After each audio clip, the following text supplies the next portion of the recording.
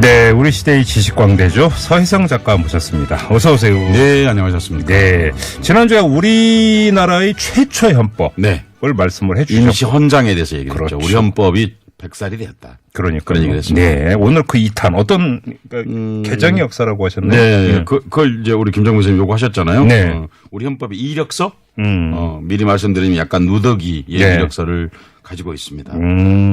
그러면 그 이제 지난주 임시헌장을 이야기를 했는데 네. 임시헌장도 그럼 개정이 됐던 겁니까? 그렇습니다. 고쳤습니다. 언제요? 초대 헌법이죠. 네. 초대 헌법을 만든 6개월 정도 뒤에 고쳤는데요. 네. 핵심적인 요소는 한 두 가지 정도가 있습니다. 네. 하나는 이제 그 상하이 임시정부를 기초로 서울에서 세웠던 한성정부 아. 그리고 그 러시아 소련이겠죠 당시는. 그러니까 흔히 우리가 그걸 노령이라고 합니다. 네. 노령 대한국민의회를 이제 받아들여서 한 세 개의 정부는 하나로 통합했거든요. 예. 1919년 그게 9월 11일입니다. 그러니까 그때 거기에 맞춰서 그걸 수렴해야 되지 않습니까? 그래서 네. 헌법점을 좀 고쳤고 그리고 이제 국무총리 체제였던 그 일종의 내각제 비슷한 거였죠. 그러니까 국무총리 체제였던 정부 수반을 대통령으로 바꿨습니다. 네. 이때 이제 우리나라 대통령이라는 말이 처음 우리나라 헌법 전문에 들어온 것이죠. 정부 형태가 바뀌었네. 그렇습니다. 예. 그때 이제 대통령제를 내은 것 자체가 그 이승만 네. 요구였다라는 그런 얘기를 네네 이승만 요구였습니다. 그러니까 무슨 왜 그렇게 됐냐면 이제 그 미국에서 그 당시에 그 우리 초대 국무총리였던 행정수반 이렇게 네. 하겠습니다. 행정수반이었던 임시정부 행정수반이었던 이승만 정치인 이승만은 당시에 이제 그 상하이에 있질 않았고 당시 미국에 있었습니다. 네. 미국에 있는데 사람들이 이제 추대한 거죠 정확하게 말하면. 예. 추대했는데 이제 그런 사이에 무슨 일이 있었냐면 세 개의 임시정부를 통합하는 그런 과정에 있는데 그 이제 그 이승만 당시 국무총리가 네. 그 대통령제로 이걸 바꿔달라고 요구를 한 거예요. 왜요? 자기가 명함을 프레젠던트로 이미 쓰고 있다. 잠깐만. 자기가 개인적으로 명함 팠는데 네. 거기에 프레지던트라고 박았으니까 네. 아예 이참에 헌법을 정부 형태로 바꿔달라. 네. 뭐가 앞뒤가 바뀌어서 한참 바뀐 거 아니에요? 우리 헌법에 직제에 없는 것을 사용하고 있고 그리고 한글로도 대통령이라는 말을 사용하고 있었기 때문에 네. 거기에 맞춰서 해달라. 그래서 이제 우리 잘 알고 있는 도서관 안창호 선생이 이제 편지를 내고 네. 그때는 이제 이메일이나 무슨 전화가 있는 시대가 아니니까. 그렇죠. 예. 그래서 그러지 말고 그냥 국무총리라는 명함을 사용해라. 그랬는데 이제 도리어 이렇게 편지가 왔습니다. 아니 자기가 마음대로 프레지던트라고 명함에 박은 거 자체가 도용 아니에요 그게? 도용이 아니죠. 왜냐하면 우리가 제도가 없으니까 도용할 게 없죠. 그렇죠. 도용이 아니지. 예. 그러니까 명함도 산문서에 들어가나? 불법이죠 사실은요. 산문서 위조라고 할 그런데 도리어 이렇게 한 거죠. 만약에 프레지던트라는 명함을 내가 사용하지 못해서 생기는 국제적이고 또 외교적인 문제는 당신들이 그럼 책임져라. 네. 그래서 그래서 헌법을 대통령제로 바꿨습니다. 그러니까 이분이 어떤 분인지 좀 이해 가시죠? 그러니까 젊은 시절이거든요, 이따가요. 그러니까 좀 그렇다. 예, 네. 그렇게 해서 이제 대통령제로 이제 바꾸게 된 겁니다. 네. 하여튼 그런데도 이제 그 뒤로 몇 년 동안 이제 그 임시정부 취임을 하지 않았습니다. 취임을 하지 않은 채로 그 미국에서 그냥 활동하면서 대통령 노릇을 했고. 네. 그래서 이제 우리 임정에서 계속 이승만 대통령에게 여기서는 지금 임시정부 대통령입니다. 네. 빨리 와서 통치를 해다오. 이렇게 얘기를 했는데 이제 1920년이 되어서 돌아왔고요. 예. 20년 12월에 왔는데 21년 5월에 떠났습니다. 5개월 있었네. 예, 5개월 혹은 최대 6개월 있고 이제 그 반년 정도 있다가 떠난 뒤에 다시는 이제 다 복귀하거나 그러지는 않았습니다. 네. 그때 이제 그게 좀 궁금하지 않습니까? 왜 이토록 이승만을 대통령으로까지 굳이 만들어야 했는가? 그러니까요. 하는 문제가 있는데 예. 이게 이제 그렇게 당시 우리나라 사람 좀 착각이 있었는데 이따가 자세히 말씀드리겠습니다만은 예. 미국의 윌슨 대통령 흔히 민족 자결주의를 했다고 하는 그분 말하는 겁니다. 예. 그 양반이 이승만이 프린스턴 대학교에서 박사학위를 받을 때 총장이었다는 것을 고려했다. 사람 다 그렇게 알고 있었습니다. 그러니까 사적 인연이 있으니까 영향력을 행사할 수 있지 않겠느냐. 네, 왜냐하면 당시에 이제 그 민족 자결주의가 잘하면 이렇게 독립을 할 수 있지도 않나. 3.1운동도 크게 영향을 사실 줬지 않습니까? 그렇죠. 예. 그러니까 이제 혹시 그렇게 할 수 있지 않나고 많은 기대를 걸고 이제 이승만 정치인에게 그 대통령이라는 자리를 네네. 사실 맡긴 거죠. 예. 그런데 그 사실은 그 윌슨 대통령하고 이승만 대통령이 만났는지에 대해서 저는 별로 자신이 별로 없습니다. 왜냐하면 이승만 우리가 흔히 알고 있는 이승만 대통령, 이승만 청년이 네. 미국에서 박사학위를 통과한 시간이 알려져 있기로는 1910년 이렇게 돼 있거든요. 네. 왜 이게 1910년이 되었는지에 대해서 제가 이걸 방송을 하기 위해서 이 프린스턴 대 사이트에 들어가서 검색을 해보니까 이승만 대통령이 쓴 논문 이름은 Neutrality as Influenced by the United States. 무슨 얘기냐면 네. 미국 영향을 받은 영세 중립론. 정확하게 퍼블리시드 그러니까 출판 정확하게 논문이 완성되어서 제출된 게 1912년으로 돼 있더라고요. 예. 현재도 누구든지 확인할 수 있습니다. 아주 짧은 논문이다. 그냥 박사학위 논문치고는 예. 110여 쪽 정도 되는 논문인데 거기 감사의 말도 다 인터넷에 볼 수 있습니다.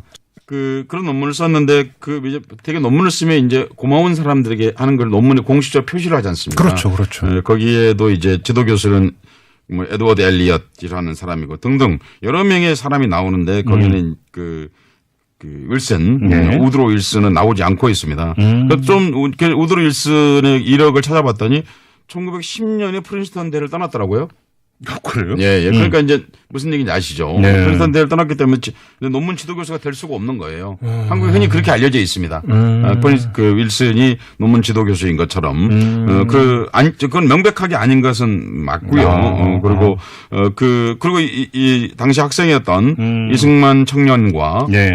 우드로 윌슨이 그렇게 만나서 뭘 했을 네. 그럴 가능성은 쉽지 않다는 생각이 들었습니다. 그러니까 그런데 어쨌든 간에 이제 그런 기대를 한국인들이 가지고 있었던 겁니다.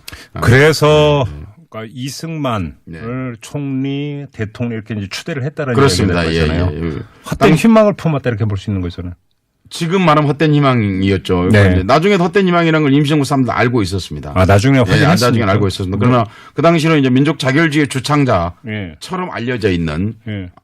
아니거든요, 사실은요. 그러니까 그 볼셰비키 혁명이 일어나 볼셰비키들이 제일 먼저 주장했던 것이 민족 자결론이었습니다. 그걸 사실은 미국이 다시 재카피한 미국이 다시 사용한 거거든요. 그러니까 하여튼 그게 이제 이승만이 대통령이 되는 중요한 이유였고 거기에 따라서 헌법까지 개정했다. 하는 것을 말씀드립니다. 아무튼 이제 사실상의 내각제였던 지금까 수반으로서 총리를 네. 대통령으로 바꿔달라라는 네. 요청 때문에 1차 개정이 이루어졌다는 거잖아요. 이렇게 좀 말하고 있지만 웃음이 저절로 나오는 그 말씀이 딱 맞네요. 쓴 웃음이네. 쓴 웃음. 예. 2차 개정도 있었습니까?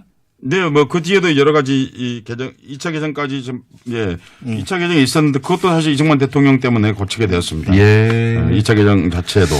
왜냐하면 아주 간단하게 말해서 대통령 이승만을 탄핵을 했기 때문에 헌법을 바꿨습니다. 탄핵을 했어요? 네.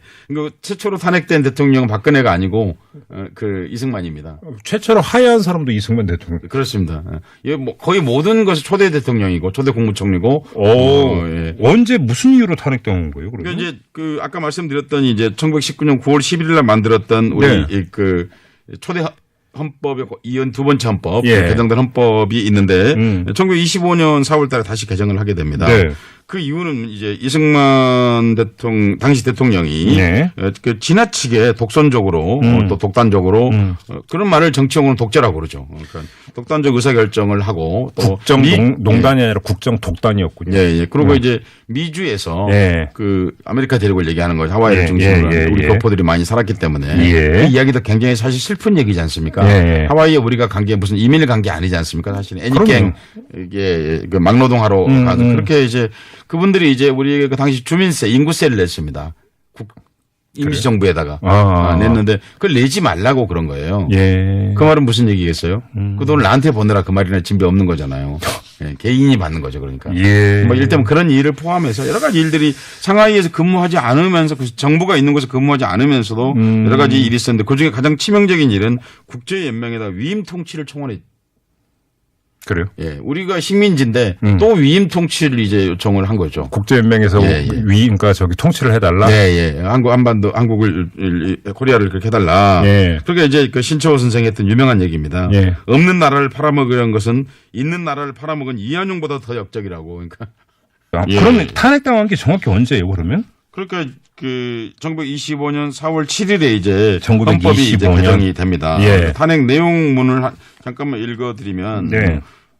이승만은 외교에 언탁하고 무슨 얘기냐면 말로만 했다 그 말입니다. 그리고 직무지를 떠나서 5년간 온양 1위에 격자하면서 무슨 얘기냐면 5년 동안 멀리 있으면서 그냥 혼자 살면서 그리고 그 난국 수습과 예. 대업 진행 등의 하등 성의를 다하지 않았을 뿐 아니라 이게 그 당시 문장 그대로입니다. 예. 허무한 사실을 제조 간포하여 그 정부의 위신을 손상했고 민심을 분산시켰고 예. 뭐 이래서 그 항목이 아주 굉장히 많고요. 이 탄핵 심판문의 그 위에 보면 이제 일종의 그 항목제라고 할까요? 뭐 그 탄핵한 사유 아주 명시가 아주 구체적으로 예. 명시가 되어 있습니다. 그러니까 자세히 되어 있는데 그렇게 해서 이제 탄핵이 되었던 거고요. 예. 그 탄핵문의 마지막 문장에는 뭐 그래서 다음과 같이 심판한다 이렇게 얘기하면서 대한민국 7년 예.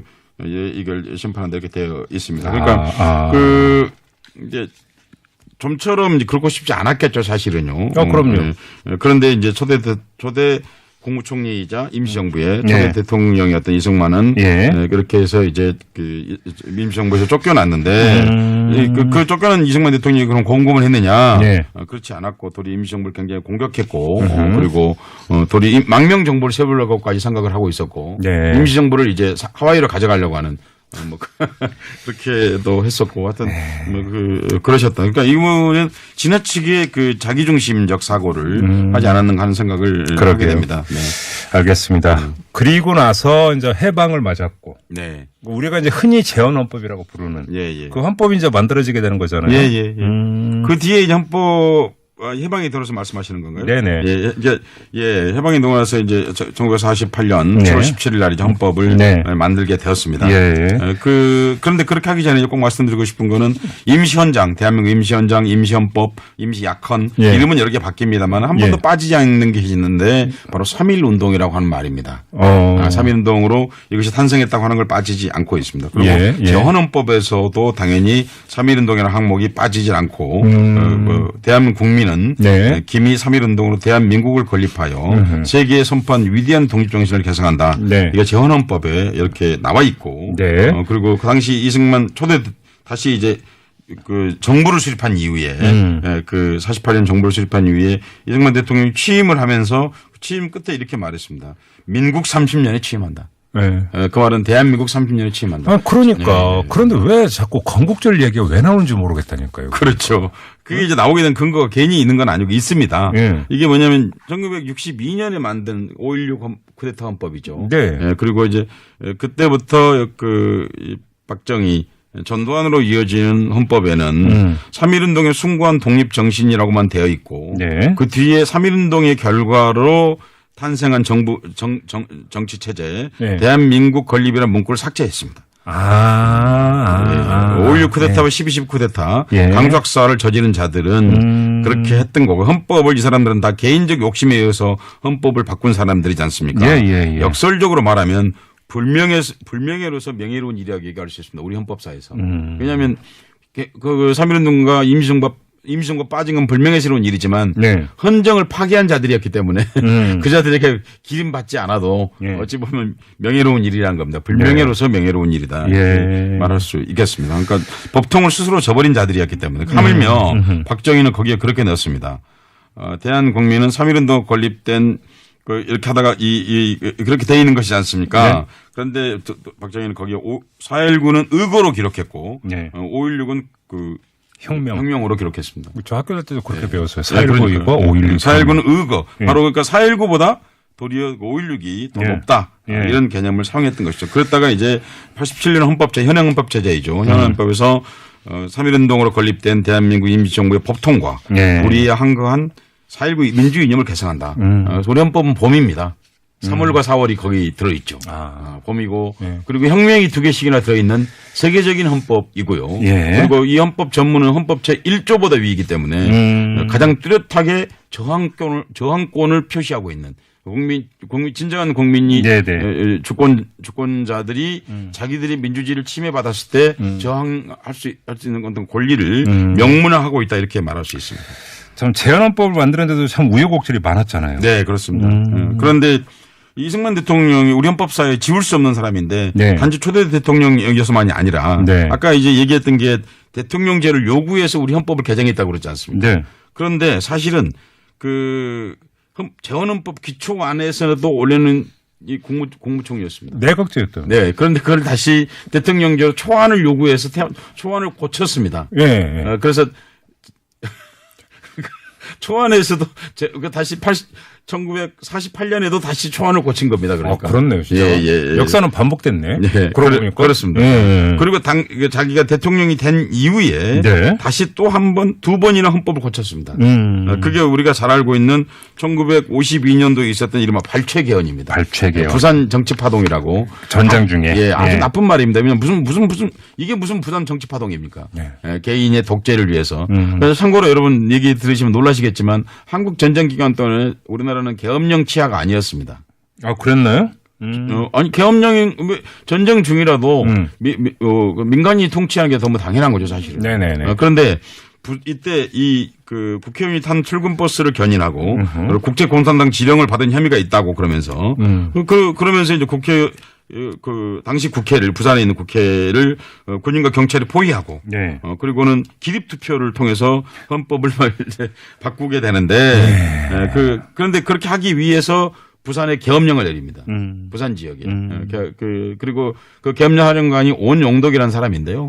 온용덕 일본 군인 출신. 예. 헌병사령관이었는데 백번 김구 암살의 그 배후의 한 사람이고 그 백번 김구의 암살을 폭로하겠다고 했던 서북청년단 문봉재를 자기 집에서 총으로 사살했고 그리고는 그 사살한 뒤에 골석 재판에서 사형을 언도했던 이런 것을 했던 그런 사람이거든요. 그러니까 그런 사람이 계엄령을 선포한 채로 헌법을 바꿨죠. 그러니까 사실은 말이 개헌이지 개헌이 아니라 이건 그 자체가 위헌이고 그리고 폭헌이죠. 헌법을 깨트린 그런 일이다 이렇게 얘기할 수 있습니다. 또 한 번 이제 자기 자신을 위해서 이렇게 개헌을 하는데 그것이 54년도에 있었던 유명한 4.4.5입. 4.4.5입. 우리말로 얘기하면 요즘 말로는 반올림입니다. 그러니까 반올림을 했는데 헌법을 이제 그 당시 이정재라고 하는 깡패가 국회에 참석해서 그 떡 앉아 있었습니다. 거기에. 이정재 깡패가 개헌에 개입했다고요. 정치 깡패. 네, 정치 깡패가. 그리고 이제 서울대 수학자였던 최윤식이라는 서울대 교수가 4.4.5입의 논리를 제공했고 그래서 그 당시 우리나라 이분이 이제 대한민국 학술원 회원이었고 대한수학회의 창립 회장이었습니다. 그리고 우리 수학 교과서에 지대한 영향을 끼친 사람인데 4.4.5입 그러니까 반올림 개헌이라고 하는 국제 개헌에 기여했던 그런 일이 있었습니다. 그리고 이제 4.19가 있었고. 그렇습니다. 4.19에서 헌법이 두 번 바뀝니다. 그렇죠. 한 번은 이제 정말 이제 대통령제 하니까 정말 심각하다라고 생각하는 사람들이 이제 다시 내각제로 개헌을 했는데 그렇죠. 그걸로 이제 만족을 할 수 없었던 게 내각제 개헌만 하니까 이승만 독재 시절에 있었던 반민주 행위에 대해서 처벌할 수가 없게 됐던 것입니다. 그래서 이제 시민학생의 요구에 의해서 다시 이제 그 반민주 행위자 처벌을 위한 조항을 헌법에 명기하는 그런 개헌을 하게 됩니다. 이른바 소급 입법 개헌입니다. 소급 입법을 하게 됩니다. 그런데 헌법에 소급 입법 조항을 그걸 부칙으로 만들어서 그걸 적용을 했던 것입니다. 왜냐하면 이승만 독재 체제 것들을 처벌할 수가 없지 않습니까? 안 그러면요. 그런데 우리가 5.18 문제에 대해서 왜 그 소급 입법을 적용해서 처벌한 적이 있지 않습니까? 그러니까 그렇게 해서 했던 적이 있었고요. 그러니까 그 5차 개헌인데 그 5차 개헌이야말로 이제 그 민주적인 개헌이었다 이렇게 말씀드릴 수가 있습니다. 그랬다가 이제 62년도에 61년도에 있었던 5.16 쿠데타로 62년도에 하는 개헌 제 5차 개헌인데 이 5차 개헌이 바로 이제 이것도 이제 계엄령 치하에서 했던 개헌입니다. 그렇죠. 거기에 5.16 혁명이라는 게 이제 4.19 의거로 이제 추락하고 5.16 혁명이라는 게 이제 이렇게 들어가게 되는 거고 6차 개헌은 우리가 잘 알고 있는 박정희의 3선 연임을 위한 개헌이었습니다. 그런데 그때 이제 그 65년 9월 14일 새벽 2시에 민주공화당 지금의 자유한국당의 그 어버이 되는 당이죠. 그 당 그리고 이제 지금 더민주당의 뿌리가 되는 신민당 그 야당이 이제 태평로 지금 서울시 의회를 얘기하는 겁니다. 서울시 그 태평로가 그 당시 국회였기 때문에 시청 맞은편에 있는 국회의사당 본회의장을 점검하고 농성을 하고 있자 이제 그 길 건너편에 있는 제3별관 회의실에서 그때가 새벽 2시였습니다. 가로등까지 껐습니다. 전등도 껐습니다. 야당 의원들 모르게 한다고 담배도 못 피우게 했습니다. 그렇게 하고 나서는 이제 그러게 보니까 의사당을 못 찾은 거예요. 의사봉. 의사봉을 안 갖고 간 거예요. 그래서 주전자 뚜껑으로 물 마시는 주전자 뚜껑으로 그 3선 개헌을 했는데 그래서 그게 주전자 헌법입니다. 주전자 뚜껑으로 땅땅땅 때렸어요? 예. 사실입니다.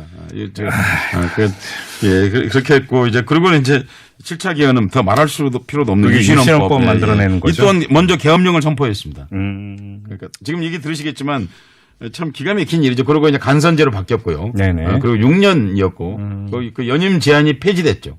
그렇게 되었던 뭐 그리고 통일주축 국민회의라는 그 사람들이 이제 대통령을 뽑았고 네. 형식적으로는 통일주축 국민회의가 3분의 1의 국회의원을 또 뽑는 사실상 그러니까 그 대통령이 뽑는 거죠. 유정회라고 하는 국회의원, 유신정우회 국회의원들을 이제 대통령이 그 국회의 권능은 아예 없는 거죠. 그 대통령이 알아서 대부분도 뭐 당연히 대통령이 임명하는 이런 형태가 되었던 거고 8차 개헌도 계엄령 취하에서 있었습니다. 전두환에 이제 전두환 신군부가 예. 전두환을 위한 헌법을 또 개정을 했는데 알겠습니다. 그렇죠. 그러니까 우리 헌법이 9차 개헌을 했는데 4번에 걸쳐서 계엄령 취하에서 개헌이 있었습니다. 그 9차는 이제 87년 6월 항쟁 이후에 그렇습니다. 현행헌법. 현행헌법이 이제 네. 우리가 80년 6월 민주항쟁에 의해서 네네. 만들어진 헌법이죠. 자랑스러운 헌법이라고 말할 수 있습니다. 알겠습니다. 이제 또 마무리해야 될 시간이 다 왔습니다. 네.